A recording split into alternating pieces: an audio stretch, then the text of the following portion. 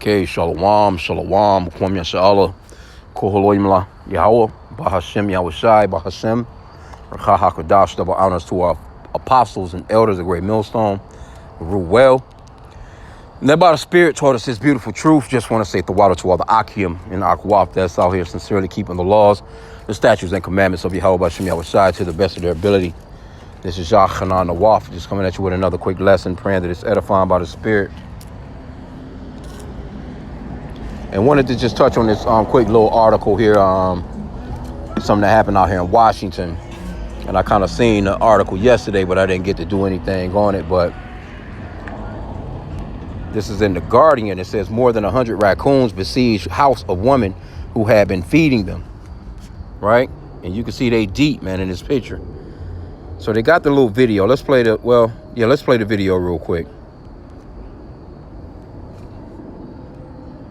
A lot.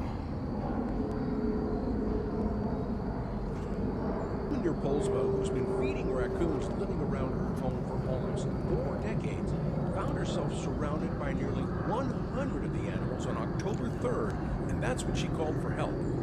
Kitsap County Sheriff's deputies came to her rescue after she was forced to run away in her car to escape the furry and very hungry creatures. So 35 years ago, you first started feeding some raccoons, and then when all of a sudden did it explode like this? 6 weeks ago. 6 weeks ago. The woman says the raccoons often surround her day and night, demanding food. And she says she's been quoted prices as high as $500 per raccoon to trap and relocate them.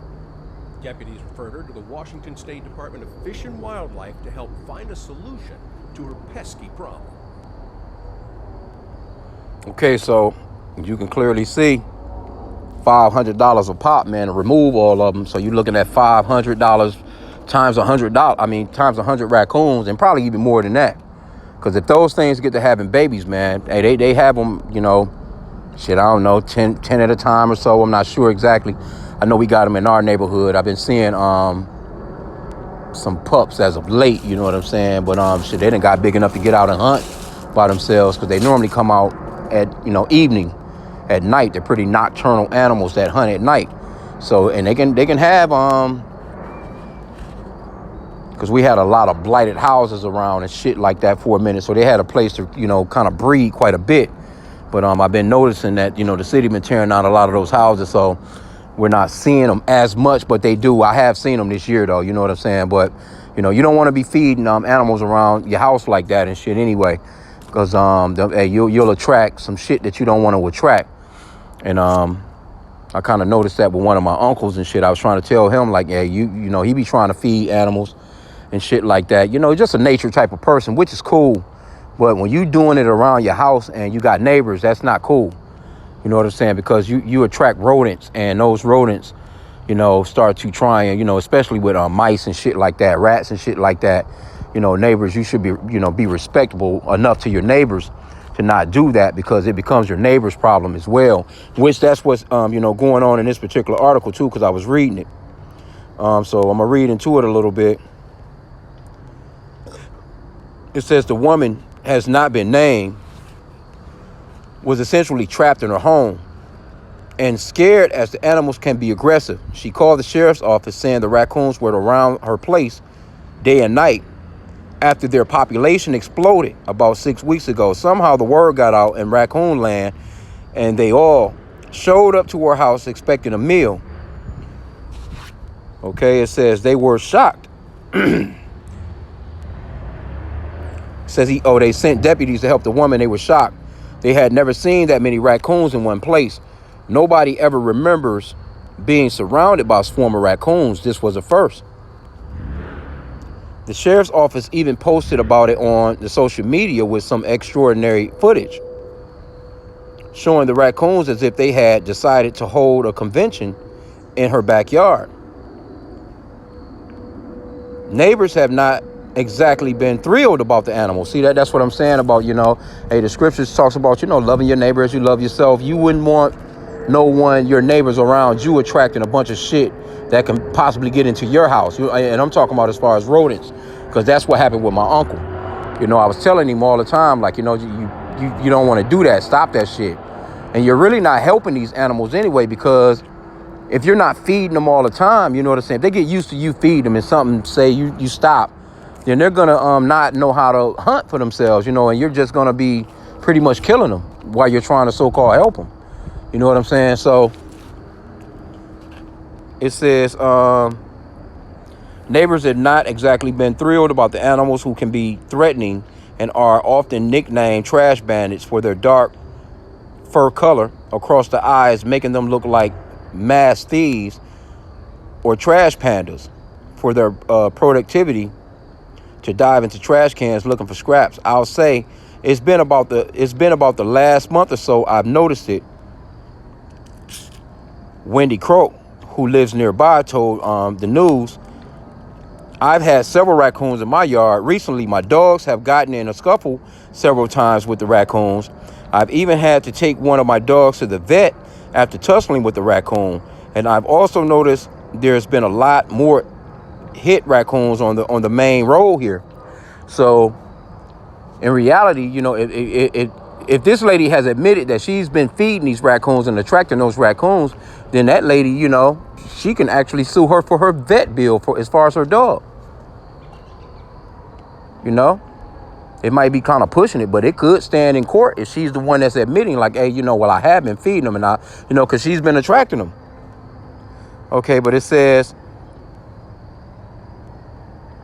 Crunk said she hopes it gets resolved. I just hope that somebody steps in and helps her take care of this problem, and hopefully she'll quit doing it, said Crunk. So she might not be she may not be married or nothing like that, because her husband, you know, a man would tell, you know, I don't know. I you know, I kind of grew up in the South, so, you know, this is shit that you would just know not to do.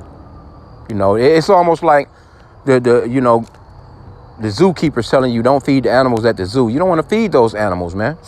Or in the wild, for sure. You don't want to feed animals in the wild. Just let you know, let them motherfuckers do what they do. You know? But this scripture popped up too in the spirit. And this is 2nd Ezra chapter 5. And the point is in verse 8. But I want to start from verse 1. Because you got down south with the hurricanes. It's been people that have, you know what I'm saying, like alligators is you know, in motherfuckers' houses, you know, because that water has displaced them. Hell, they might even be coming across a damn shark or two here or there. You know what I'm saying? Like a shark could easily be in your damn backyard pool or wherever that water has carried them to. Shark could easily enter into your house, man. Depends on how, you know, the flood, you know, had carried, you know, the water, so to speak. Okay, but it says 2nd Ezra chapter 5, verse 1. Nevertheless, as coming the tokens, behold, the day shall come that they which dwell upon earth shall be taken in great number, and the way of truth shall be hidden, and the land shall be barren of faith. And that's happening pretty much right about now, man. We're pretty much in this, right? But there's going to be a lot of people that's going to die, man. It talks about great number right here, you know, and truth shall be hidden. There's no truth in the earth really like that no more. Only truth that's in the earth right now is the men of the Lord. And when Amos 8 and 11 come, where the men of the Lord are taking off the highways and byways, and the Lord send forth that famine of the word, it's not going to be no more faith in the land like that, man. I mean, you know what I'm saying? It's going to be faith among the brothers, but it's not going to be no more truth in the earth. And people are just going to be fending, man, for themselves. It says, and the land shall be barren of faith, because it's going to get that bad. But iniquity shall be increased above that which now thou seest, or that thou hast heard long ago. So sin is about to be, you know, increased, you know, and the Lord spoke of that in Matthew chapter 24, verse 12, when the disciples asked him what would be happening in the end days. He said, because iniquity shall abound, the love of many shall wax cold. So that's popping, that's coming, man. That's already in play. It says, in the land that thou seest now have root, Salakia, and the land that thou seest now to have root, shalt thou see wasted suddenly. Boy, it's coming, man. And thermonuclear fire is on the way to this place. But if the Most High grant thee to live, thou shalt see after the third trumpet that the sun shall suddenly shine again in the night, and the moon thrice in the day, and blood shall drop out of wood, and the stone shall give his voice, and the people shall be troubled. Ooh, to the woo-woo. Not sounding good there. And even he shall rule whom they look not for that dwell upon the earth. And the fowls shall take their flight away together. And the Sodish and the Sodomitish sea shall cast out fish, and make a noise in the night, which many have not known, but they shall all hear the voice thereof. And here's the point right here, verse 8. There shall be a confusion also in many places, and the fire shall be oft sent out again, and the wild beasts shall change their places, and menstruous women shall bring forth monsters. See, those things are happening, man. Right? And the menstruous women bringing forth monsters is really going off into, you know, kids with deformities and shit like that. You see a lot of children, you know, I know when I was growing up, you know, you didn't see children deformed like how you see them now. You kind of see them in masses now, you know. That's a regular thing. But the animals are out of place. You know, even with like COVID-19, when COVID-19 went down, man, there was a lot of animals, man, that was out of place. Because it was quiet outside. There wasn't a lot of traffic. It was, you know, really very quiet. So those animals was just kind of like, you know, roaming. You know, just kind of just walking on the lawn. You know, wasn't no car horns, wasn't really no ambulance sounds, no, you know, no fire trucks and sirens and shit. You know, shit was pretty, because everybody was stuck in the house. So a lot of animals start to move about. Because like right here in my neighborhood right now, shit, it'd be some big ass deer bouncing through the hood. Big stupid ass deer, like what the fuck them? But I already know where they came from. They was able to travel from way back where they normally would be in the woods, and now they're in the city. Yeah, just walking on the lawn, man. Just like it's nothing, man. Coyotes and shit. You know. In certain states, it was, you know, whatever was pretty much, you know, what you know, pretty much your state animals. They were, you know, roaming the streets, man. Mountain lions and shit like that. You know, teeth of wild beasts, though, man. The scriptures talks about the teeth of wild beasts. So I wanted to point this out because we're living in some days and times where when things really get bad out here, the Lord is gonna set it up where it's gonna be people out here that's gonna be getting mauled up by some of everything, and your damn house might be surrounded by wild animals, or let's just say you trying to get out and about and you trying to get on the move and shit. Being on foot, that may not be the that may not be the brightest way to go. And then just being in a vehicle. Anybody see you in a vehicle, man, you got gasoline in a vehicle. This shit gonna be like I Am Legend out here type of deal, man. You see how he was in that movie, man. He was out here, you know, look at how the animals had pretty much taken over New York. How the shit was overgrown. If somebody catch you out here, man, in a vehicle, so obviously, you know, that's not going to be a good look. Because you're going to get attacked just having a vehicle, because people going to want that vehicle. You know, so if you out here on feet, not only are you going to have to dodge wild-ass animals, you're going to have to dodge wild-ass people. So we're going into a time that has never been before, man. You know, we'll see, man. Sirach 39:28. There be spirits that are created for vengeance, which in their fury lay on sore strokes. In the time of destruction, they pour out their force and appease the wrath of them that made them, of him that made them. Salakia. Let me start that back from the top. There be spirits that are created for vengeance, which in their fury lay on sore strokes. In the time of destruction, they pour out their force and appease the wrath of him that made them. So the Lord created these spirits to appease his wrath. It's been people getting mauled up all this week. It's been a few dog maulings. Children been getting mauled up by the family pet. And I don't know why people let them kids play with them dogs like that, man. Because they be pulling on their ears and shit, you know, and doing shit to, you know, like, you shouldn't allow your kids to be even if it's the pet dog. I don't give a fuck if the dog done been in the family 20 years. The kids is grabbing on them and doing shit to them and aggravating the fuck out of them. They'll lash out. And that's pretty much what's been happening with a lot of these young babies and shit, or these toddlers, man, that have been getting mauled up lately. Verse 29, it says, fire and hail and famine and death, all these were created for vengeance. Teeth of wild beasts, see that?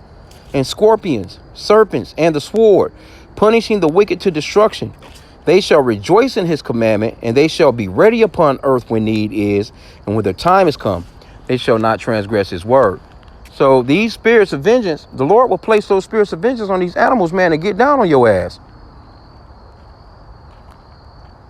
Cause she's afraid to come out of her house, man. The 100 damn raccoons, and them little motherfuckers got some sharp ass teeth and some sharp ass claws, and they're not, hey, the average raccoon, a pit bull, is really not messing with a raccoon, bro. Them raccoons, man, they get down. It's a very vicious little fucking animal, man. And the Lord can turn a spirit on them, man, and make them get on you, man. Just imagine, you know what I'm saying? That shit is like a damn Stephen King movie. I wouldn't want no shit like that around my house, man. You trying to be nice and feed them. No, them motherfuckers gonna find something to eat. Trust me. The Lord is the one that feeds them. You don't need to do no further. You don't need to be feeding them animals like that, man. But anyway, now to the average Edomite, these Edomites, these goddamn Moabites, all these different nations of people, man, that would be a gold mine for them, because they'll be killing them bitches and eating them, skinning them up, eating them, and making them goddamn raccoon hats out of their ass, making raccoon jackets and shit. But because that's why we're dependent upon the Lord to feed us in these last days, because we don't want to be like Esau, man. See, Esau and them, they're gonna eat every goddamn thing that's in sight, even people. They're going to have that cannibalism that's going to come through. They're going to eat every goddamn thing in sight. See them raccoons, ducks, geese. They talking about the damn Haitians eating the ducks and shit. No, they going to be eating up every damn thing, from cats to their family fucking pet. They going to go into the fish tank. They're going to fry their goddamn goldfish. They're going to do it all, man. Because we're living in some days and times where things are about to get really, really rough, man. So I wanted to just do this lesson, because just imagine, these are just raccoons. Just imagine if these were any other type of animal. Because see, even with like these raccoons, say for instance these raccoons, if there are like any kind of bobcats or mountain lions or any kind of bear or any of those bigger animals, they gonna come and fucking try and get at these little animals, and guess what? Your ass gonna be a target too. Because the same way that you fed these animals and now they're dependent upon you, the same way that it's kind of like how bears do. You know what I'm saying? Wild bears and shit like that, man. If they find a spot on your land where they're able to get food, then they're gonna always come back. They got good memories. They like cats and shit. That's like cats and shit. You feed cats, man, the motherfuckers they remember where that meal came from. They coming back. So that would be the same thing for bigger animals, man. That if they come and they attack and kill a few of these raccoons and get down on them, they gonna know, well, shit, that's the spot where the fucking raccoons hang out. I'm coming back. They catch your ass out, trying to get in your car, you walking in, I mean, it's dangerous business, man. And this is, scary as hell. But these are the days and times that we're living in, man, because when things, really get down, these animals, man, the Lord gonna bring these animals out.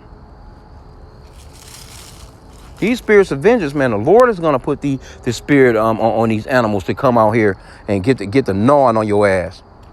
As a matter of fact, the scriptures talks about the great feast of the the fowls of the air and these different animals or whatever, what I'm saying, roughly paraphrasing, biting down on these goddamn kings and dignitaries, these these military men that's gonna be slaughtered in the field. It's gonna be a great feast. You have to remember that the Lord, he saved more animals during Noah's time than he saved people. The damn boat was packed with animals. There was only 8 people on the boat.